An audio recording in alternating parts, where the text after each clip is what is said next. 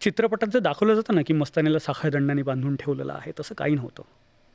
मी मगाशीचं वाक्य म्हटलं, की काशीबाई साहेब आणि मस्तानी यांच्यात न्यूनता नाही हे तर होतंच. हं. पण त्याशिवाय मस्तानीकडनं गेलेली काही पत्रं मिळतात, की तुम्ही ठेवाल तशी मी राहायला तयार आहे आनंदाने.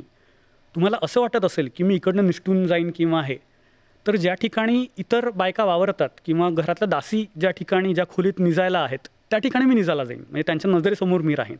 म्हणजे इतकी पडती बाजून मस्तानीही घेतली होती. मग पुढे तिला पाबळला ठेवलं गेलं आणि मग शेवटच्या दिवसांमध्ये शाहू महाराजांची पत्रं आहेत भट घराण्याला किंवा चिमाजी अप्पांना, की रायाची वस्तू रायास देणे, वस्तू म्हणजे मस्तानी, रायाची वस्तू रायास देणे आणि त्याचा चित्ताचा क्षोभ न वाढवणे. हं.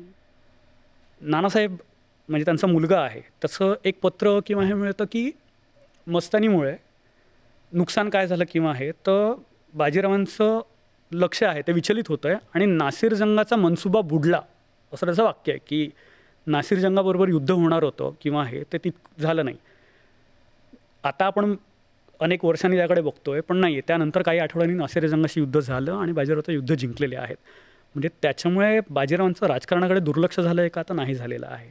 पण बाजीरावांना मनस्ताप झाला आहे का? प्रचंड मनस्ताप झालेला आहे. त्यांच्या आयुष्यातली शेवटची 1.5 वर्ष 2 वर्ष ही त्यांना आणि काय म्हणू आपण, आपल्याला वाचताना मनस्ताप देणारी असतात.